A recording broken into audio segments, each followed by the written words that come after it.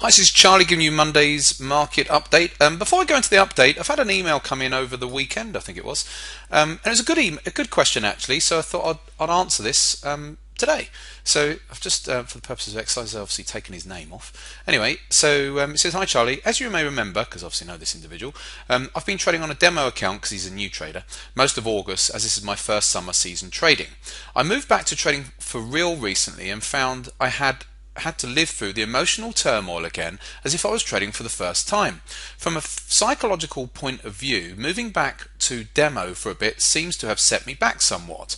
I thought an interesting video topic for Monday at some point may be the difference in trading live versus trading demo and the emotional psychological preparation required to make the transition."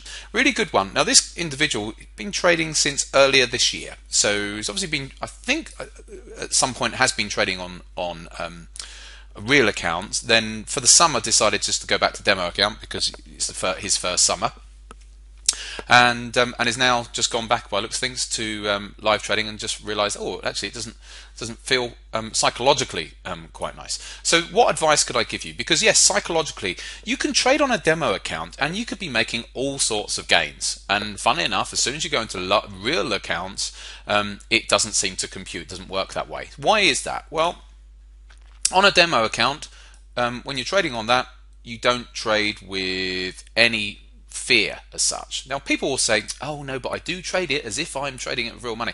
There's no substitute for trading with real money. So anyway, so first of all is there's less fear involved, and if there's less fear involved, you're more likely to have wider stops and just leave trades to run and just let them do their thing. So in effect, you trade a lot better. However, when you trade on live, then there are other factors that come into play, and so you want to protect your capital because you can trade without fear, but you have to be careful that are you protecting your capital of your demo in the same way. So when you're trading on live, you've got to protect that capital a bit more.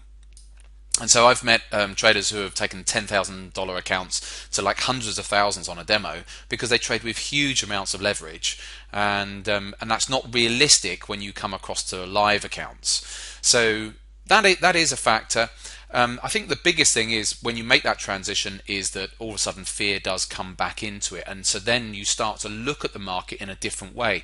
What seems a perfectly normal setup when you're trading on a demo account, you start to question whether you should actually take that one on a real account. So anyway, so that's that. But the biggest piece of advice I can give, is when you go back to live trading, because there's no substitute for just building the experience of trading live again. So you have to just get your toe in the water. But if, for example, let's say your account means that you can trade at, let's for argument's sake, £2 per point. £2 per pip or £2 per point, depending on what instrument you're trading. My biggest advice that I could give would be to not, even though your account will allow you to trade at that size, I would say when you go back, start trading at, let's say, 50p per point.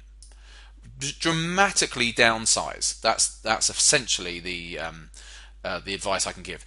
Dramatically downsize, because if you do that at £2 a point, your mindset may not be right for it. It may not be geared up for trading at £2 a point.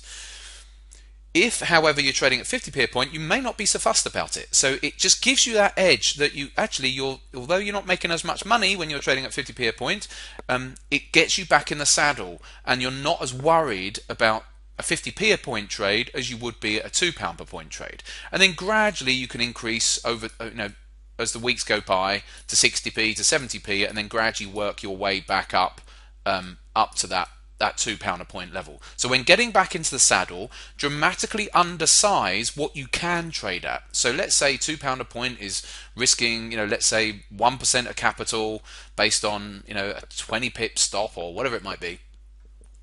I would say trade at 50p a point. So trade well under what your account can trade at. If you normally like risking 1% per trade, risk quarter of 1%. Do it that way. That'll allow you to get back in the saddle, get used to trading with real money again, and you're not going to be affected by it as much because it is that much smaller. trading smaller is always the way to go when you've got mindset issues. Is there anything else? Bear with me here. Anything else I've got in my mind there? Oh yeah, the other thing is, if your broker will allow it, I know ETX Capital does, switch off showing your P&L when you're in trades. So see if you can find a way of not being able to see your profit and loss whilst you're actually in physical trades, because that can affect you as well. If you're round and you're seeing, oh, I'm up £30 or up £50, oh, maybe I should take it. Whereas that's not based on what you're seeing on the charts. So if you can avoid looking at your P&L whilst in trades, then I think that helps as well. Right, okay, let's bring these charts across. We're already 5 minutes, nearly 6 minutes in actually, so I'm not going to do too much here. Let's have a quick look at these markets. Obviously we had this wonderful run up on the euro dollar a couple of weeks back now. We had a nice pullback. We're settling, it looks like, a little bit at the moment. So I'm going to be watching this euro dollar. I think there's a couple of things to watch out for. I think I've been putting a trend line on. I'll just use the pen actually rather than just doing that. If I can just about do it here. There's a nice trend line coming all the way along here. So I'm watching out to see if euro wants to come down for this this trend line. In which case, if it does come down to there, that'll be like a fifth test of that, and then I'll be looking to see if that then wants to break.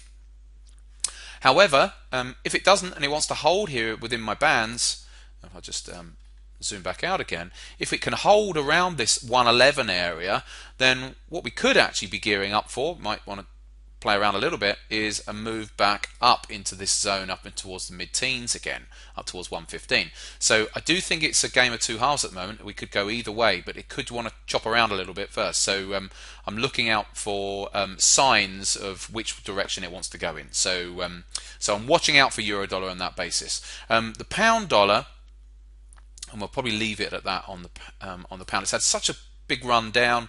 Today's having a nice update today, but obviously at the moment it's still very much in a downwards short-term trend. But it's come down. It's successfully come out and taken these stops out. I was live trading this on Friday, wasn't I? And so it's successfully taken out some stops from all down here. So I'm definitely going to be keeping my eye on this pound. It's had the nice run down. I think any backing and filling around here, and if it holds, if these lows can hold, then gradually we might see the pound back up into the 154s to 155 even again. But again, I want to see the price action over the next several days first and see how it gets on. So the potential is there. It's taken out a lot of stops now on this run. So I'm quite pleased it's done that. Other than that, I guess we should have a quick look at the indices. Firstly, we'll look at the volatility index. This still looks very much like a bull flag, doesn't it, on the VIX? So that would suggest that we might still then want to come back up again. If we're going to come back up again on the VIX, then that would suggest, go to the S&P, that the S&P might want to still explore some lower levels down here. So I'm not massively bearish on the markets. I can see some potential for the downside. I think I talked about 1800 area several weeks ago, and so I was looking at it was a weekly 50 on my e-signal charts, which is a bit higher than this. Oh, that's a monthly chart actually. It might be in the monthly, yeah. But yeah, so there's some levels down in the low 1800s, which look attractive. But other than that, I'm not massively bearish on the markets. I can see the potential for more downside, but I'm not someone who's saying, oh, we're going to hell in a basket or anything like that. So at the moment, watch that VIX, watch the S&P. Yes, we could be gearing up for another move down, but I'm just conscious until we get FOMC, we could just be chopping around for a bit yet. So I'm not too fussed about these markets at the moment. Well, I know we've still got nearly 2 weeks to go yet until FOMC. So we'll have to see. But I'm keeping my powder dry, generally speaking, at the moment. They've had some great moves, but I want to wait until the FOMC really before doing too much more. So I shall leave you with that. 9 minutes in. Have a great week. Back on Friday for live trading.